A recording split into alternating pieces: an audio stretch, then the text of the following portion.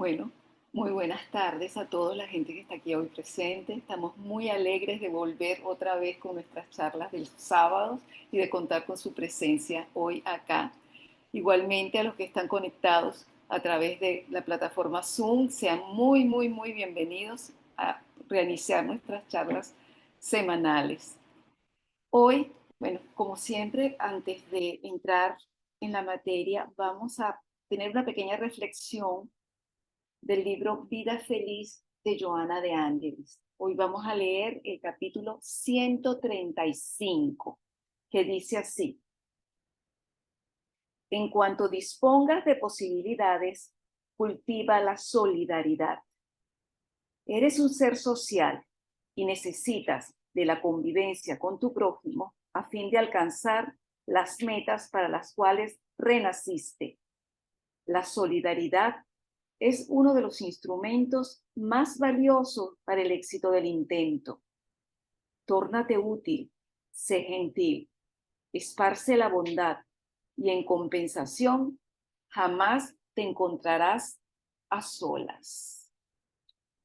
Entonces les invito a poner nuestra mente en tranquilidad, en paz. Si quieren podemos cerrar los ojos y nos vamos a concentrar en ese Maestro Jesús que nos mostraba a un creador de amor, a un creador de paz, a un creador que está allí siempre, que lo único que necesitamos es quizás desligarnos un poco de estas distracciones y concentrarnos en Él.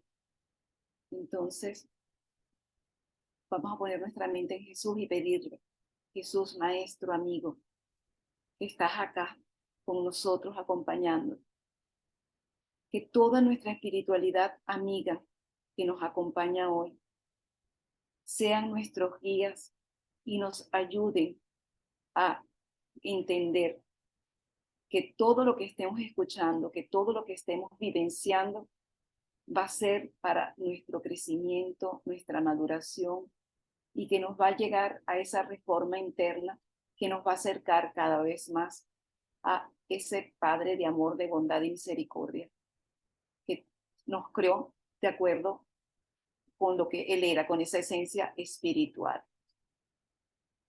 Así que pedimos su compañía, su ayuda, y que así sea, gracias a Dios.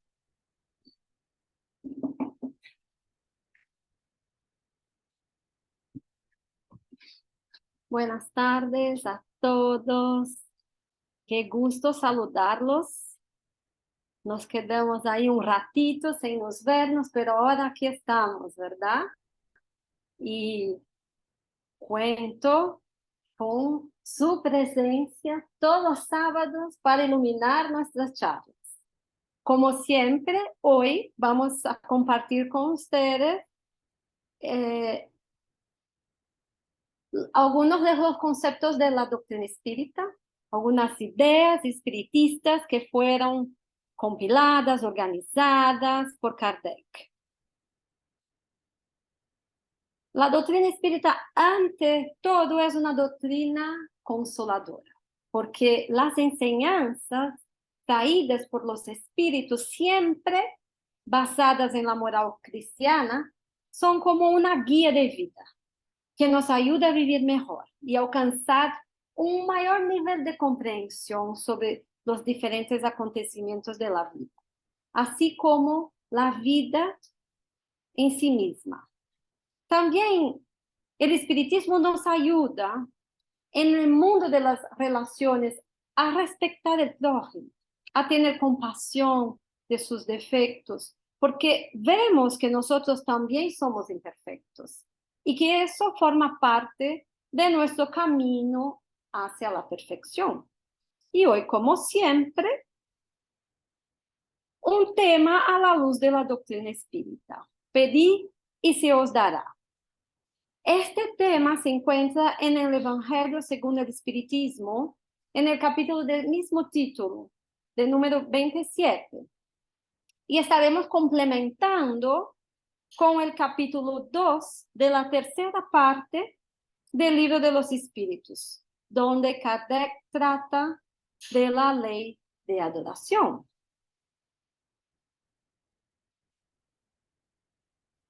Nosotros cuando nacemos, traemos con nosotros ciertas necesidades innatas, lo que llamamos instinto, ¿no? La necesidad de alimentarse, la pasión por comunicarse, la ambición por explorar. Y además de estos tres instintos, existe un otro deseo innato que observamos está presente en todas las culturas y en todos los grupos étnicos, que es el deseo de adorar. Todos los seres humanos adoran a alguien o a algo. Adorar significa reverenciar o rendir culto a un ser que se considera de naturaleza divina. De manera más vulgar sería reverenciar algo sagrado, alguna cosa que no sea un ser. Hay gente, por ejemplo, que colecciona objetos y los considera sagrados. Es una expresión de este deseo, pero una expresión mal dirigida, porque hay un propósito para este deseo.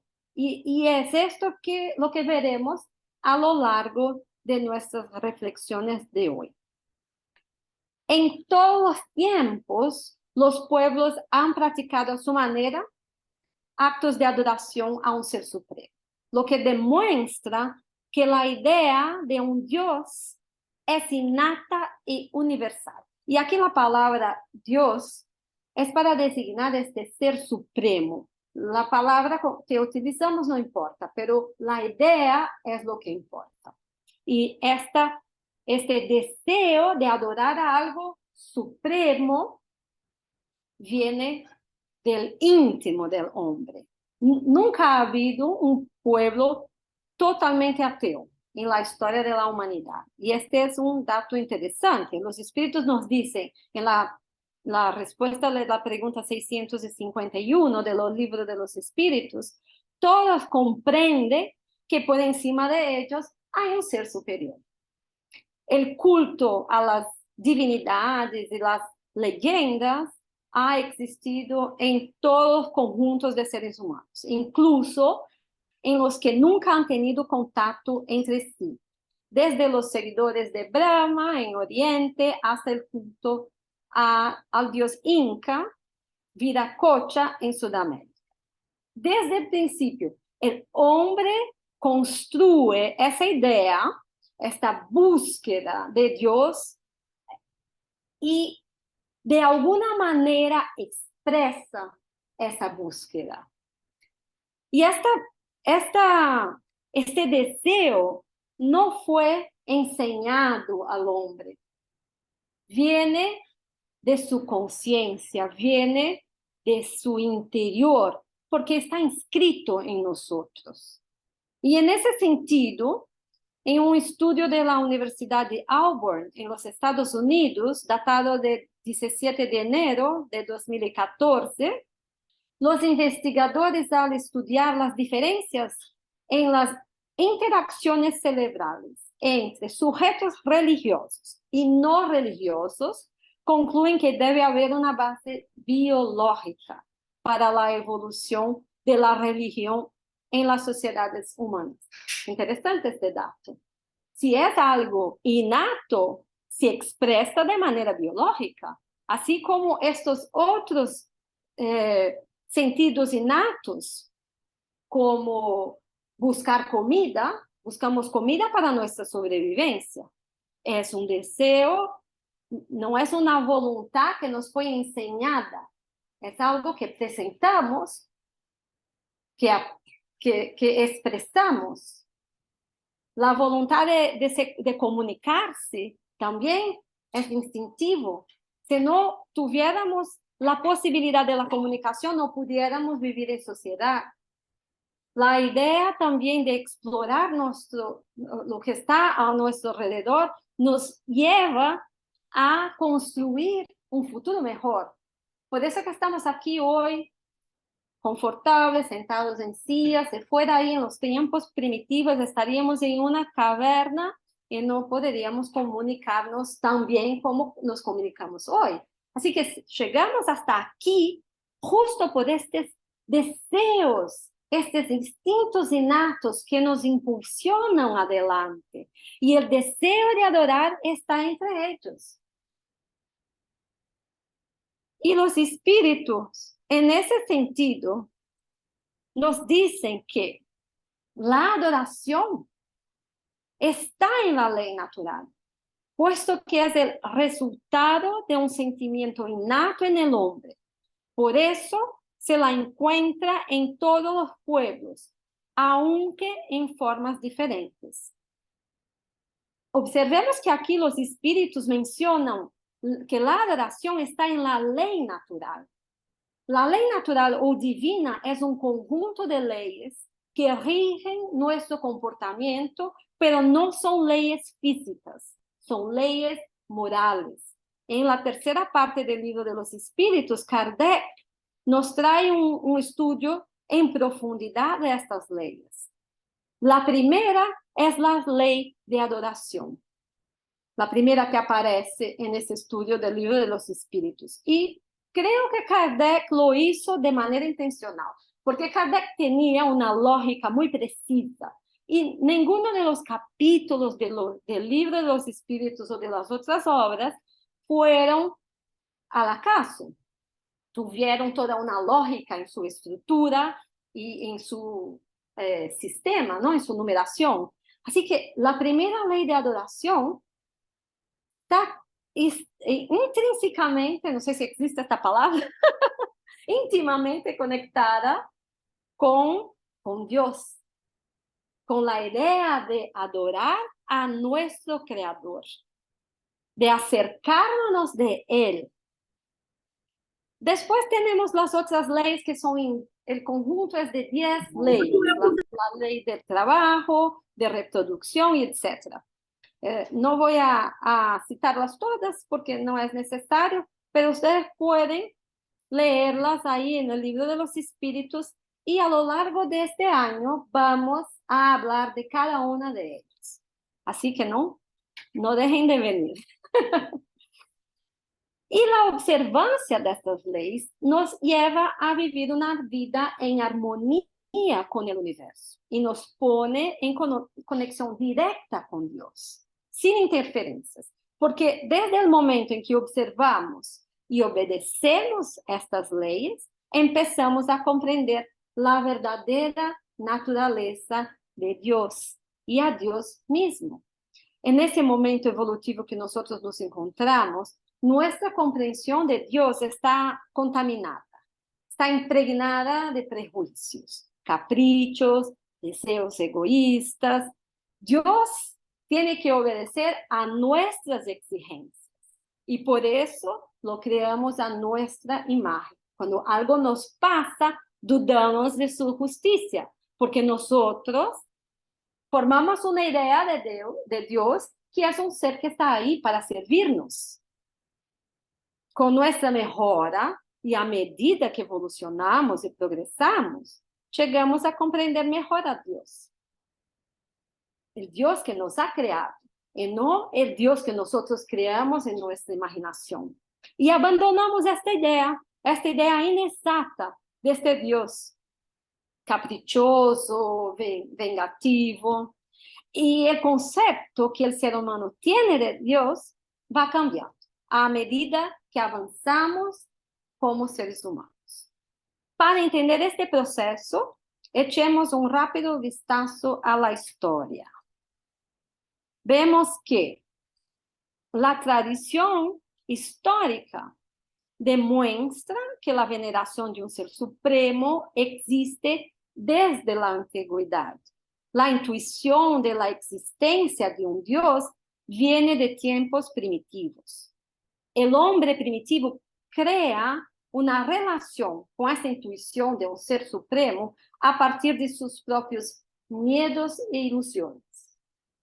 En el principio, la religión primitiva no era una religión, ¿verdad? Era solo el inicio de esta relación del hombre comprendiendo esta relación con Dios. Así que no era de verdad una religión como comprendemos hoy, pero podemos sí decir que ya era un sentido religioso. Y tuvo un origen biológico, un desarrollo evolutivo natural. Fue independiente y desprovisto de todo sentido moral y espiritual. No tenía esta connotación. Tenía un carácter totalmente intelectual y se basaba por completo nas circunstâncias de relação destes homens primitivos. Os objetos de culto eram sempre sugestivos, consistiam em coisas da natureza que estavam aí, cerquita de eles, a mano, e que ocupavam um lugar muito comum na experiência dos homens primitivos que tinham uma mente sencilla. Hoje nossa mente é complexa. Temos capacidade de criar cosas, una puente que llega de una ciudad a otra, predios gigantes, aviones. En esa época, nuestra mente era sencilla, conocíamos solo lo que estaba ahí, cerquita de nosotros. Entonces, el primer objeto adorado por el hombre fue una piedra. A principio, las piedras parecían extraordinarias al hombre primitivo por la forma en que aparecían de repente en la superficie, pero no tenían en cuenta el campo cultivado y que la erosión también traía las piedras a la superficie. Así que era algo inexplicable para ellos. Empezaron entonces a adorar las piedras. Después, las colinas. Pensaban que los dioses vivían por detrás de las colinas. Y así el hombre primitivo temía todas las manifestaciones de poder y adoraba a todos los fenómenos naturales que no podía comprender, como las tormentas, las inundaciones, el sol, los vientos. Por fin, en un momento u otro, el hombre mortal adoró a todo lo que había sobre la faz de la tierra, en cielo, en todas las partes, incluso a uno mismo, ¿no? A nosotros mismos. Y las cosas que nosotros no podemos explicar hasta hoy, utilizamos una expresión que son actos de Dios, ¿no? Se nos explica, es un acto de Dios. Pero la doctrina espírita vino para aclararnos estas cosas que muchas veces no logramos entender por qué pasan. Y solo que la idea de la adoración, como es algo innato, el hombre con su desarrollo viene comprendiendo, va comprendiendo poco a poco esta relación. Y a medida que el hombre evoluciona, el culto asume un formato diferente. Ya no es más una piedra o una colina. El hombre adquiere más sabiduría y empieza a meditar y a experimentar. Y ahí vemos que el hombre perfecciona su concepción de Dios y su forma de adorarlo. Luego, el culto empieza a convertirse en un fenómeno religioso. Se vuelve un acto más estudiado y ritualizado. El hombre pasa a alejarse de la adoración de la naturaleza y de los objetos de la naturaleza, ahora que ya comprende mejor, para adorar al creador de la naturaleza. Salimos de los objetos y pasamos a este ser supremo que todavía no comprendemos. Sin embargo, projetamos en el poder que atribuimos a la divindad a rituales, objetos, fechas. Los antiguos entendían que el acto externo de rendir culto agradaba a la divindad. Y de ahí que surge el ritualismo. Y a través de la historia podemos seguir claramente esta transformación de la idea de Dios que se ha producido en nuestra humanidad. Partimos del principio de ideas primitivas politeístas el Dios de la lluvia, de los vientos, del sol, de la tierra, y etc. Y hemos alcanzado un importante progreso religioso con el monoteísmo, aunque seguimos aferrándonos a las manifestaciones exteriores del culto. De ahí llegamos entonces en la época del Antiguo Testamento. Jeremías y otros profetas describen un pueblo muy religioso que, aunque observaba todos los rituales del templo, era cruel y carecía de verdadera fe. Este dato es súper importante. Los espíritus vienen a nos decir, los espíritus superiores, que la verdadera adoración no consiste en actos, en rituales, pero sí en la elevación del pensamiento a Dios. En este sentido, ya no sería un acto externo, sino algo íntimo que ocurre dentro del ser, tal como nos enseñó Jesús en el pasaje de la mujer samaritana junto al pozo de Jacob, que encontramos en el Evangelio de Juan.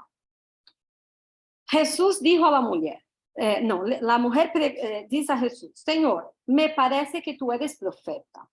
Nuestros padres adoraron en este monte, pero vosotros decís que en Jerusalén es el lugar donde se debe adorar. Y Jesús contesta: créeme, mujer, que llega la hora en que ni en este monte, ni en Jerusalén adoraréis al Padre. Dios es espíritu, y los que adoran deben adorar en espíritu y verdad. En este pasaje, Jesús nos aporta una información que es la clave de nuestro estudio de hoy. Si yo les pido que me describan a Dios, ¿cómo lo harían? Muchos de nosotros vamos a describir un Dios antropomórfico, un viejo de barba y pelo blanco, como fue diseñado, pintado, dibujado por Miguel Ángel en la Capilla Sistina. Esta es la imagen que tenemos de Dios. Este Dios que nosotros formamos en nuestra mente, en quien se reconocen cualidades humanas, tal vez se alegre de que encendamos una vela, de que recemos de cierta manera, con gestos específicos, con palabras memorizadas, porque es un ser con características humanas. Que vayamos a los templos, a la iglesia.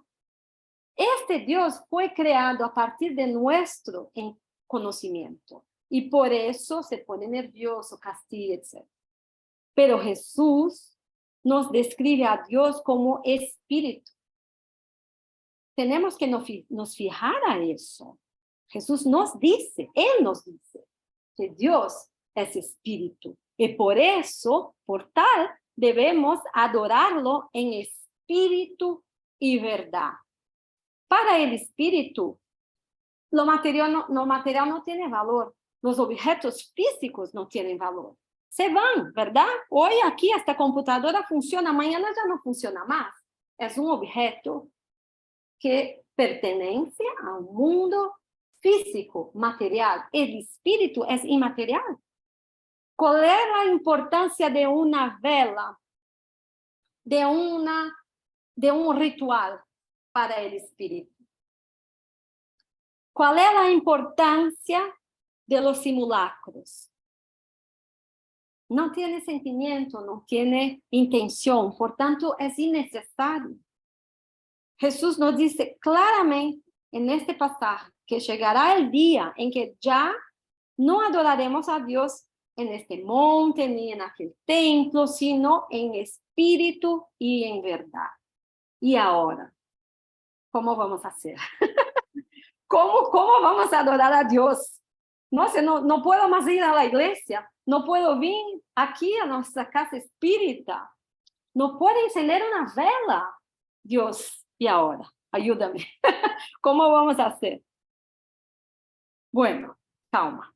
Vamos por partes. No es que no podamos ir a la iglesia. No es que no podemos encender una vela. No está prohibido.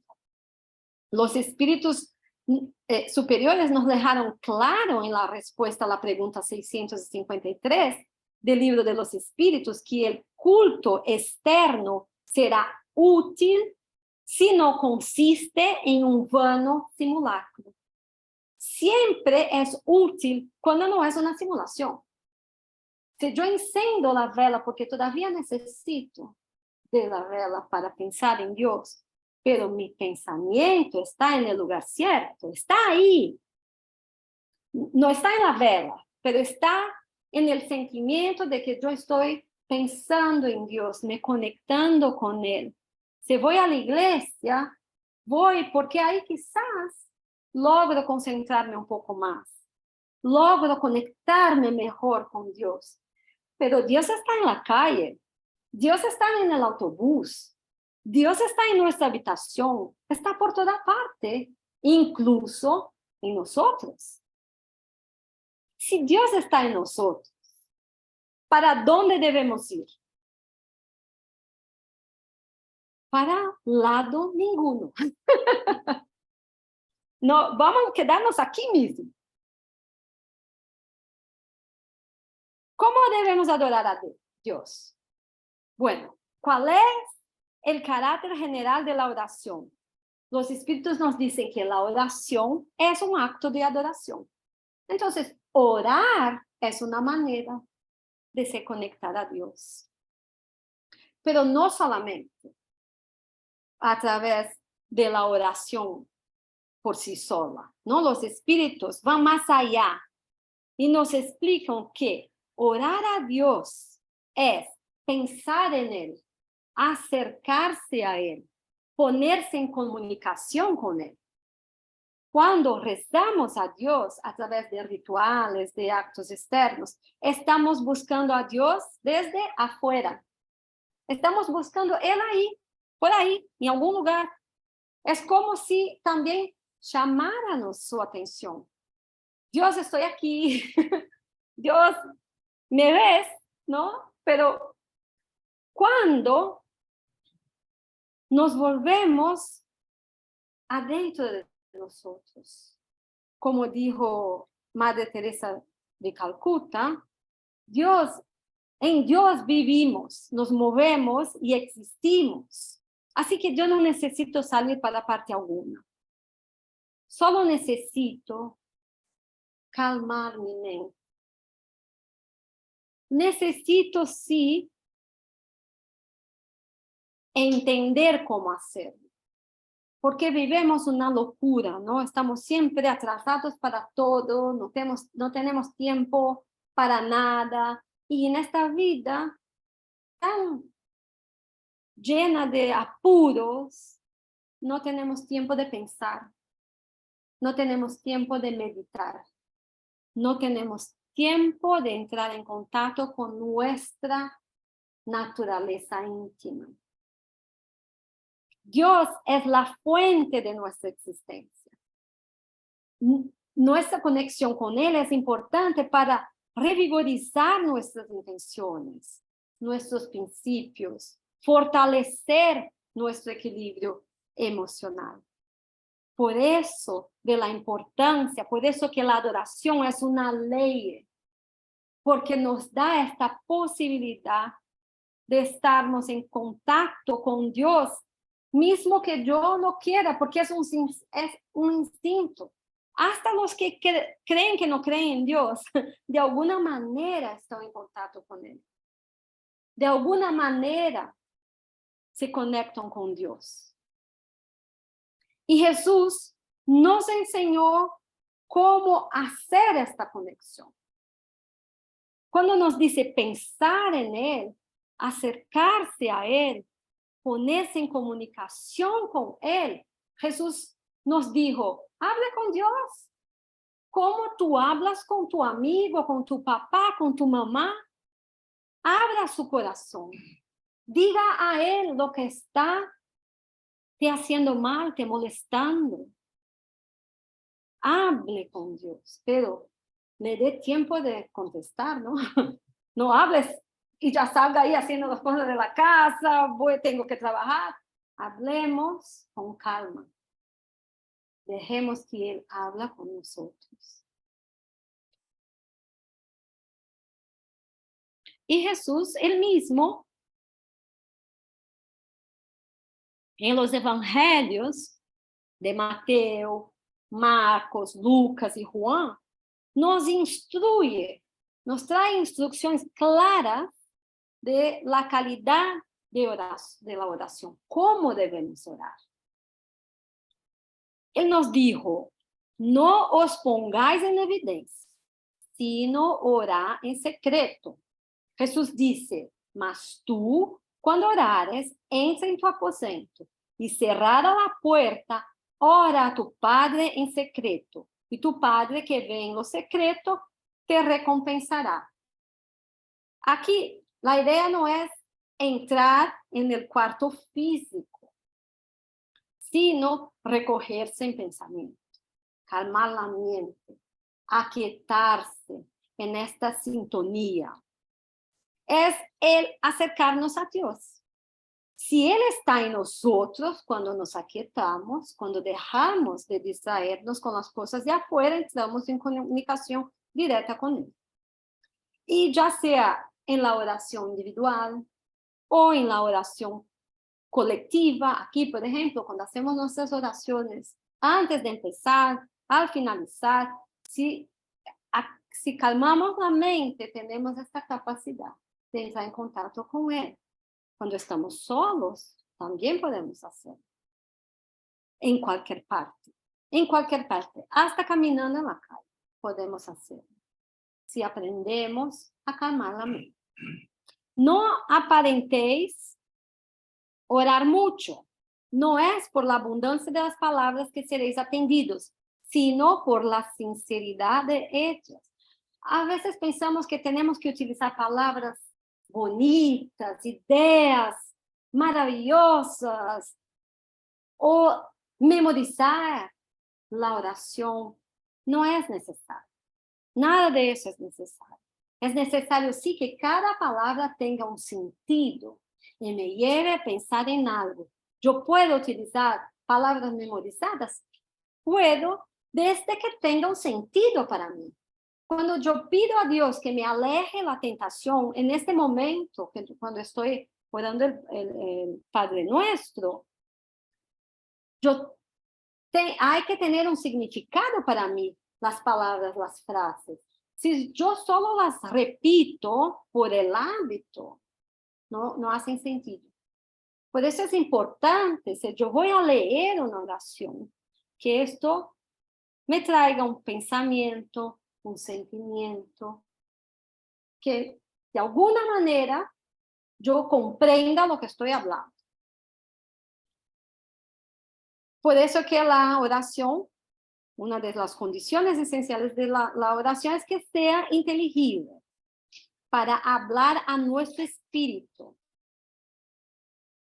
Y por eso lo mejor es utilizar palabras sencillas, claras y que nos toquen. También Jesús nos dijo, antes de orar, si tenéis algo contra alguien, perdónalo, porque la conexión con Dios debe venir de un corazón puro. Perdonar es terapéutico, es una terapia. Es comprender que quizás, si yo estuviera en las mismas circunstancias que la otra persona, yo podría cometer el mismo error. Es eliminar de nuestro bagaje, ¿no? De nuestro equipaje, el peso de la ira, del deseo de venganza, del disgusto, y vivir libre de las cadenas de estos sentimientos. Paren un momento para meditar sobre eso. Cuando nosotros estamos con rabia de algo, la rabia nos penetra. Es como un veneno. Es como estuviéramos tomando nuestro propio veneno. Mejor no pensar así, ¿verdad? es un ejercicio, es una invitación. Orar con humildad. Analiza vuestros defectos y no vuestras virtudes. Hay un pasaje muy bonito en el libro Pablo y Esteban, donde Lucas, que fue uno de los evangelistas, él que escribió los Hechos de los Apóstoles, que conocemos como Hechos, ¿no? Que es el quinto libro del Nuevo Testamento. En esta época, cuando Lucas estaba escribiendo, estaba viajando con Pablo. Y hubo un episodio que le tocó profundamente el corazón. Y Lucas dijo a Pablo, este es uno de los acontecimientos que más me conmovieron. Esto va a constar en mis notas como tú fuiste amado por los beneficios hechos en nombre de Jesús a los que te buscaron. Y Pablo le dice, y es ahí que yo me acordé de este pasaje justo por lo que Jesús nos dijo. Y ahora me perdí en mis notas. No escribas sobre virtudes que no tengo. Debes hablar, en cambio, de las persecuciones que llevé a cabo contra los seguidores del Santo Evangelio. Comentarás las dolorosas humillaciones, las innumerables dificultades, etc. Es esa la postura que debemos tener cuando hablamos con Dios. No es decir a Dios, Dios, mira cómo yo ayudé a aquel señor. No podía pasar para el otro lado de la calle. Yo paré mi día, paré lo que estaba haciendo para ayudarlo. Mira Dios cómo soy buena. No, es decir, Dios, hoy yo no fui capaz de parar un pensamiento malo que tuve. Perdóname, Señor. Yo no fui capaz de perdonar a mi vecina que vino a hablar conmigo y que me dijo cosas malas. Yo quería, no, pero no lo hizo, ya es algo. Pero no fui capaz de comprender que quizás ella no estaba bien en aquel día. Quizás es lo que sabe hacer. Quizás mi empleador no sabe hacer de otra manera, pero de la manera que está haciendo. Así que cuando paramos para reflejar un poco más en las cosas que nos pasan, cómo nosotros mismos reaccionamos, debemos hablar con Dios con este corazón abierto, diciéndole cómo estamos nos sintiendo. No es que Dios no lo sabe, porque Él sabe, pero somos nosotros que no sabemos. Somos nosotros que no tenemos conciencia de nuestros sentimientos. Y este ejercicio nos hace parar y meditar. En fin, Madre Teresa de Calcuta nos dijo, ora sencillamente, como los niños, movidos por un fuerte deseo de amar mucho y de convertirse en objeto de propio amor a aquellos que no son amados. Los niños son puros. Jesús nos dijo eso. Y Madre Teresa trae esta imagen de la pureza del sentimiento. Cuando orar, vamos a orar con la pureza del sentimiento. Seamos honestos, no importa.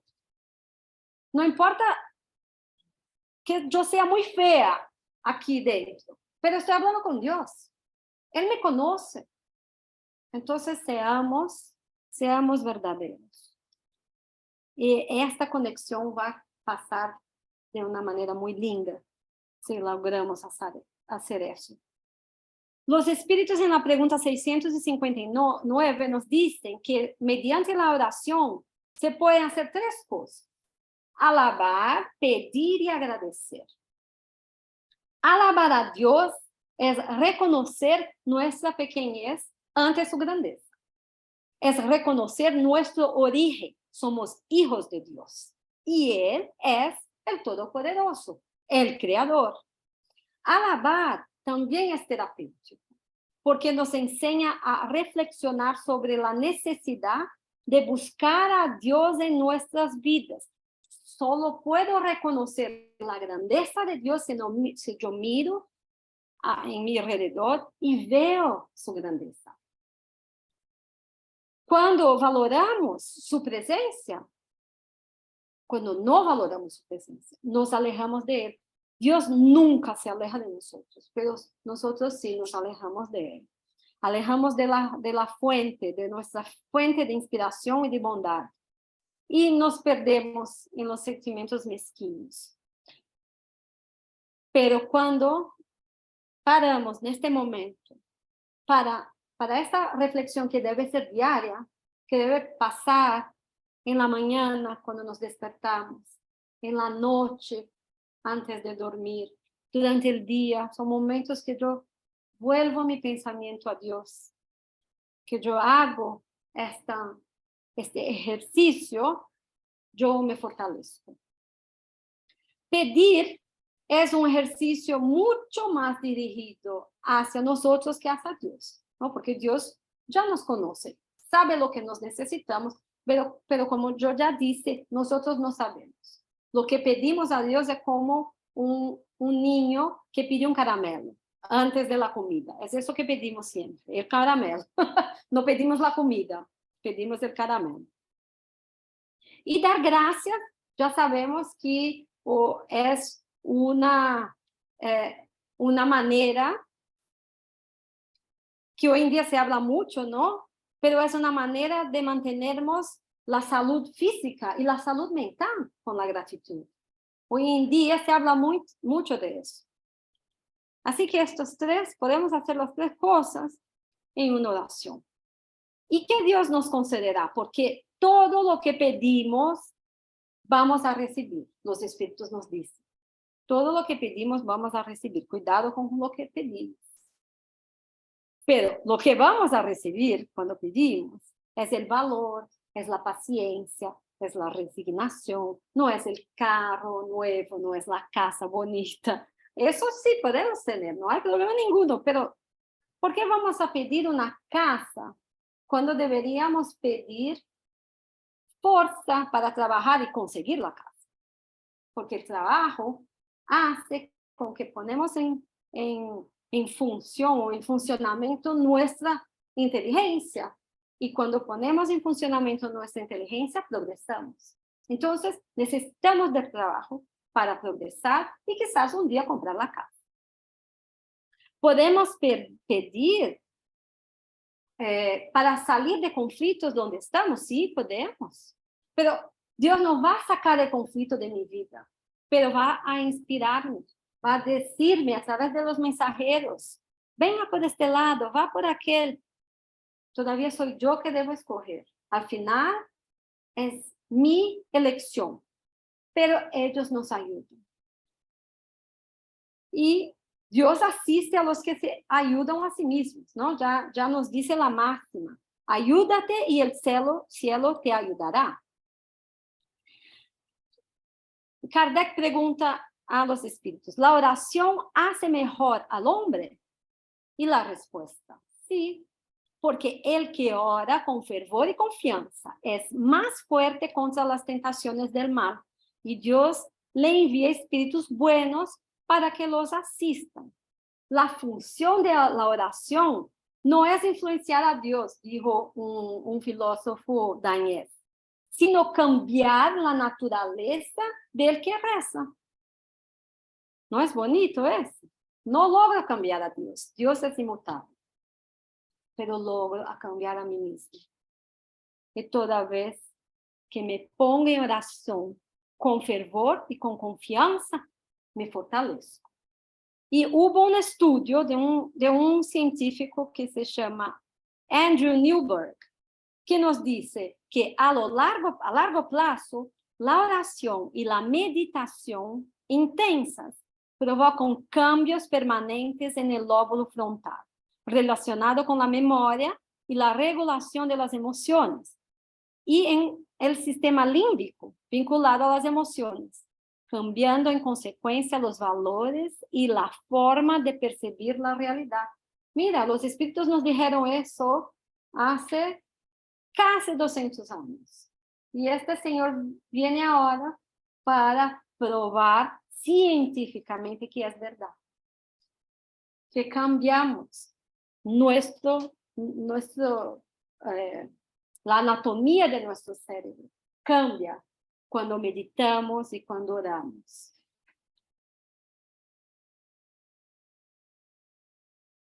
Y ya vamos caminando para el final. El trabajo de la oración es más importante de lo que se puede imaginar en el círculo de los encarnados. No hay oración sin respuesta. Y la oración, hija del amor, no es solo súplica, es comunión entre el Creador y la criatura, constituyendo así la más poderosa influencia magnética que conocemos. Es una herramienta poderosa que tenemos en nuestras manos, no necesitamos pagar, no necesitamos ni aprender cómo hacerlo. Solo pensar en Dios, ya estamos orando. La oración también es actuar en el bien. Cuando nosotros hacemos algo bueno, es una oración. Cuando hacemos algo caritativo, es una oración también. Y podemos mover fuerzas con nuestras oraciones. No es que va a pasar mañana. Yo empiezo hoy a orar por mi hijo. Las mamás están siempre orando por los hijos, ¿no? No importa. Por nuestro, por el vecino, de la amiga, de quien sea. Oremos, porque vamos a ver que el cambio viene. Oremos con fe, con esperanza, con el verdadero sentimiento en nuestro corazón. Y vamos a ver, después de años, no va a ser, es como homeopatía. Oramos poco a poco, todos los días, en 10 años vemos el resultado. Pero somos eternos, entonces no tenemos prisa. Y finalmente, no olvide pues que el culto de la oración es marcha decisiva. La oración te renovará para la obra del Señor, día a día, sin que tú mismo puedas percibir. Muchísimas gracias por su atención. Ojalá que podamos sacar algo de estas palabras que los espíritus nos trajeron. Y ahora vamos a nuestra oración final. Y luego al pase. Después de la oración final, vamos a desconectarnos de la internet para que podamos tener el pase aquí en nuestra casa. Yo voy a pedir entonces que ustedes me acompañen en pensamiento. Y voy a pedir que por favor bajen las luces, si pueden, para ayudarnos en nuestra concentración. Cerramos los ojos porque así no nos dejamos distraer con que está a nuestro lado, para que no dejemos que nada nos perturbe. Vamos a ejercitar lo que estudiamos hoy. Abrir nuestro corazón a Dios, nuestro Padre, de misericordia y de bondad. Dejamos que esta vibración de armonía que ya se encuentra aquí en nuestro ambiente penetre nuestros poros, nuestro cuerpo, y nos sentimos parte de este todo, de este conjunto de vibraciones de amor, de paz. Pedimos, Señor, que los mensajeros de la seara del Cristo estén aquí con nosotros en este momento, acudiéndonos en nuestras necesidades, fortaleciendo nuestras enfermedades, nos dando alegría de vivir, nos enseña a agradecer, no solamente los momentos de alegría de la vida, pero también los momentos de dificultad, porque es en la dificultad que más crecemos, que aprendemos a dejar de lado su orgullo y a trabajar por nuestra verdadera mejora. Agradecemos, Señor, por esta oportunidad de estarnos aquí reunidos en esta tarde, en este momento tan perturbado de nuestra sociedad, donde a veces pensamos que estamos caminando en la dirección equivocada, pero sabemos que no hay equívoco en su justicia. Por eso estos momentos nos traen paz y nos ayudan a seguir adelante, ciertos de que jamás estamos solos y que Jesús está siempre a nuestro lado. Que así sea. Gracias a Dios.